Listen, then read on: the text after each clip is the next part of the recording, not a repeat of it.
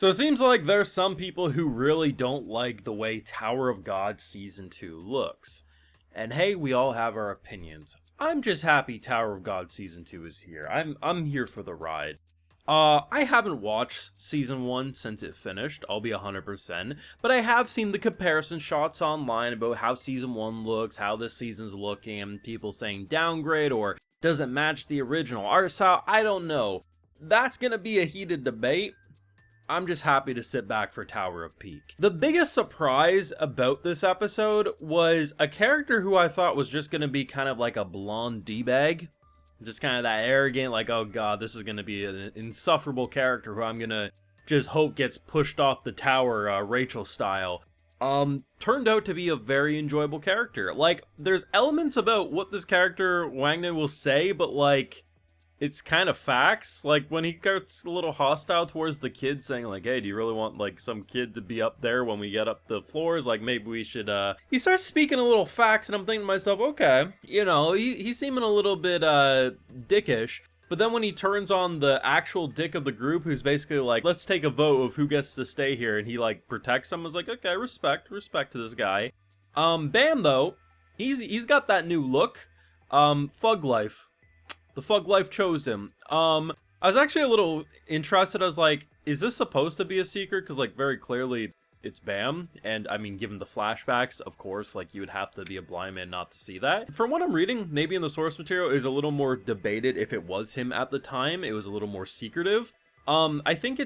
I think it's one of those cases similar to Attack on Titan with Eren's identity. After the time skip in the manga, it was that was a speculated identity. Is that going to be Eren? Because we only see him a couple of panels. We can't hear a voice actor or anything. In an anime, it's going to be quite obvious who it is, even if you didn't read the source material. So I think it's probably one of those cases. But I appreciate the anime not trying to like be like, nah, that's clearly a new character. Wink, wink, nudge, nudge. Just in general, actually a pretty fun episode. For me, it's not really about getting used to the new art style. It's just about seeing what the vibe of this season's going to be, because this was an interesting deviation from what you expect. I mean, we're dealing with characters who were born in the tower, and, you know, the payments, you know, being able to afford the exam, and if not, selling every organ you own.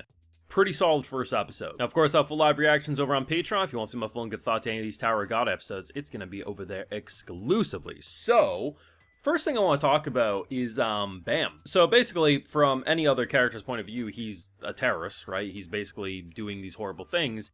And it basically seems like he's trying to prevent anyone from scaling the tower. And the interesting thing is, our new boy would have got killed had the timer not run out there. Like, he was going in for the jugular. He was going in for the kill.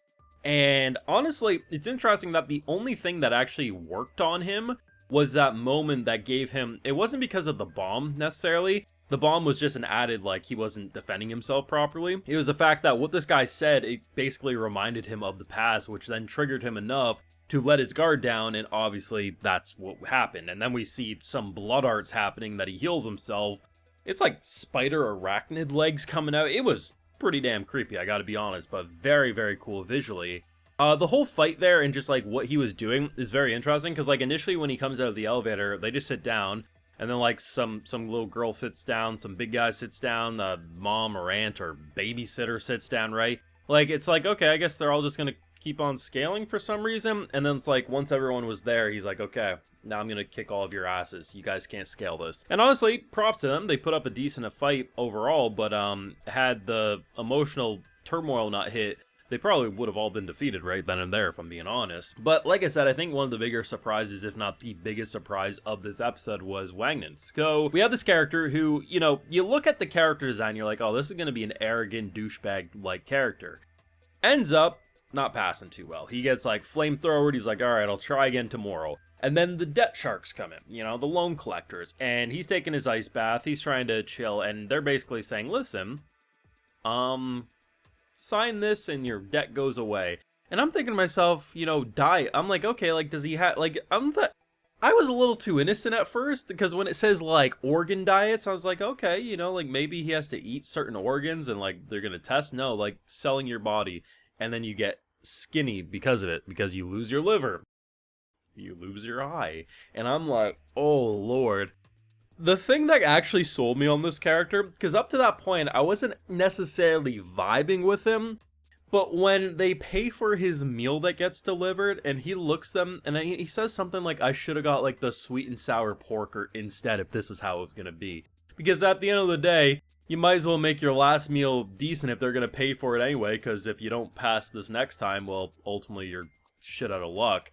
That was such a funny line, and actually I was like, you know what, I might actually be okay with this character. Because really, when you look at the start up until like they get through that elevator sequence, you know, if you never saw Tower of God like start this episode, you know, you'd actually be able to think that it was like, oh, maybe each season's its own thing. It's interesting because like the way they direct it, you just feel like you're starting an anime for the first time, and then we get to see that familiar face who, honestly, I don't think said a word at all, if I'm being honest, but he had an aura about him, and goddamn was, like, the actual fight animation really, really cool. Very smooth, and the OST just as fire as I remember. The ending song's visuals are pretty mediocre because it's really just text bubbles in the form of credits. At first, I thought they were going to go more with, like, the webtoon images being animated, which would have been a more effective visual flair. The song was good, but the opening song, very, very good. Both the song and the visuals, really, really cool. It feels as distinct as something like Kaiju number 8's opening, if I'm being honest. Like, that's how much I really digged it. And, you know, there's a handful of shows this season that have openings that are just so memorable that I don't know which one I'm going to pick for opening of the season. In general, though, it just kind of feels good to be back, because what has it been, 4 years? Didn't Tower of God come out in 2020? Is that right? Was it a 2020 release or 2019 release? It was in that area. I think it's been about 4 years, though, since the first season. So, to be honest, there's probably going to be a good amount of people who don't even know there's a different art direction because they haven't rewatched the show recently. There's going to be those who will probably be, you know, continue to be up in arms. And this isn't an exaggeration. I've curated my social media feed to be anti-anime, like everything other than anime. And somehow Tower of God kept slipping in. And I just kept seeing, like, these posts with, like, 30,000 likes or just ridiculous numbers, like, actually mad about the art direction change. And I was like, oh, okay, I mean, damn, I didn't know this was going to be a touchy subject.